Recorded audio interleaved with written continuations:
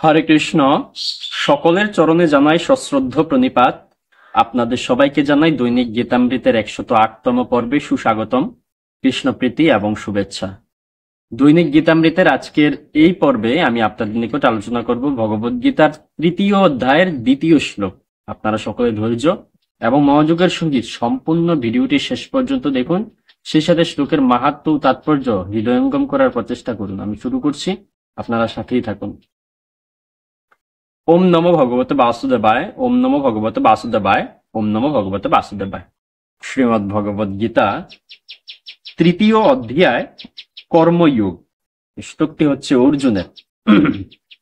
ওম বিয়ামি শ্রেণেব বাক্যেন বুদ্ধিম মোহয়সি বমে তদেকম বদ নিশ্চিত্য ইয়েন শ্রেয় অহমাপ্নুয়াম।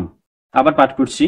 বিয়ামি শ্রেণেব বাক্যেন বুদ্ধিম মোহয়সি বমে তদেকম বদ নিশ্চিত্য ইয়েন শ্রেয় অহমাপ্নুয়াম।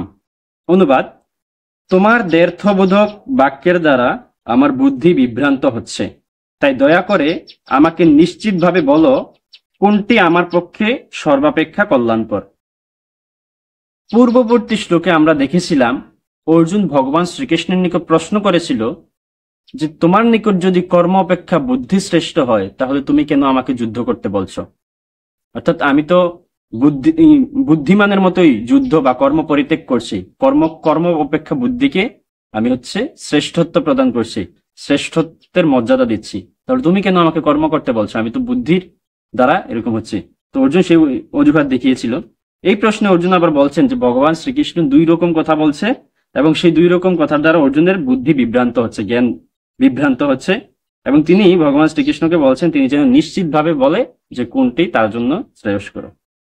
তো এই শ্লোক থেকে আমরা একটা বিষয় বুঝতে পারছি যে গুরুদেবকে অবশ্যই প্রশ্ন করতে হবে। এখানে অর্জুন শিষ্যের স্থানে এবং ভগবান শ্রীকৃষ্ণ গুরুদেবের স্থানে রয়েছে।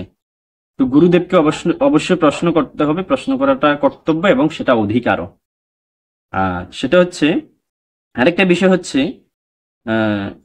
গুরুদেবের প্রতি অর্জুন অভিযোগ করছে। যদি কোনো যৌক্তিক অভিযোগ থাকে সেটাও করা যাবে, শিষ্যের সেটা কাজ যে সে সর্বদা সত্যের সন্ধানে কাজ করবে, সেই বিষয়টা আমরা বুঝতে পারলাম। আর আরেকটা বিষয় যেটা বুঝতে পারলাম যে অর্জুন সে মনে করেছে ভগবান শ্রীকৃষ্ণ 2 রকম কথা বলছে, সে জ্ঞান বা বুদ্ধি এবং কর্মকে ভিন্নভাবে দেখছে। সে কৃষ্ণ ভাবনামৃত বলতে সে বুঝছে যে কর্ম ত্যাগ করে নির্জনে বা কর্ম ত্যাগ করে সমস্ত কর্তব্য কর্ম পরিত্যাগ করে শুধু ভগবানের নাম স্মরণই হচ্ছে কৃষ্ণ ভাবনামৃত বা ভগবানের প্রতি ভক্তি। সেটা মনে করে অর্জুন গত শ্লোকে প্রশ্ন করেছিল যে তোমার কাছে যদি কর্ম অপেক্ষা জ্ঞান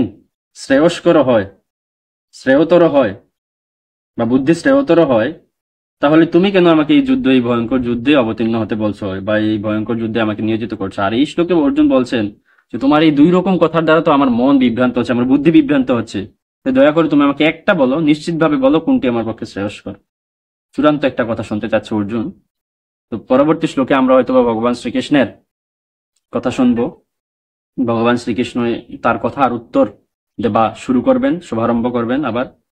তো এই শ্লোক সম্বন্ধে শ্রীল প্রভুপাদ কি মন্তব্য করছেন সেই বিষয়টা আমরা তাৎপর্য থেকে দেখে নিই। তাৎপর্য: শ্রীমদ্ ভগবদ গীতার ভূমিকা স্বরূপ পূর্ববর্তী অধ্যায়ে সাংখ্যযুগ, বুদ্ধিযুগ, ইন্দ্রিয় সংযম, নিষ্কাম কর্ম এবং কনিষ্ঠ ভক্তের স্থিতি আদি বিভিন্ন পন্থা নিয়ে আলোচনা করা হয়েছে।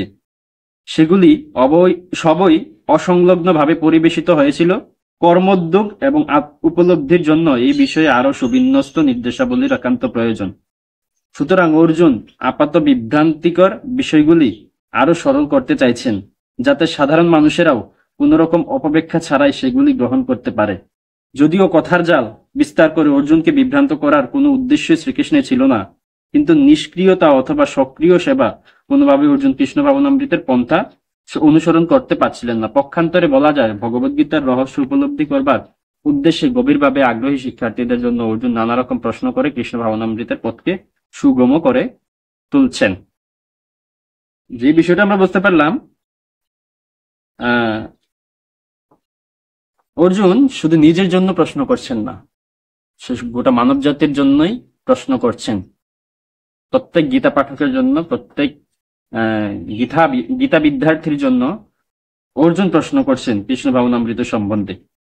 মূলত অর্জুন সে হচ্ছে বিভ্রান্তিতে পড়ে গেছে যে সে কি নিষ্ক্রিয়তা অনুসরণ করবে নাকি ভগবানের সক্রিয় সেবা করবে। সে কি ভগবানকে হচ্ছে কর্ম পরিত্যাগ করে ভগবানের পথ অনুসরণ করবে নাকি ভগবানের সেবা করে ভগবানের আদেশ নির্দেশ শারীরিকভাবে পালন করে শ্রমের দ্বারা সে সেবা করবে, সেই বিষয়টা সে জানতে চাচ্ছেন। এই বিষয়টা আমরা বুঝতে পারলাম।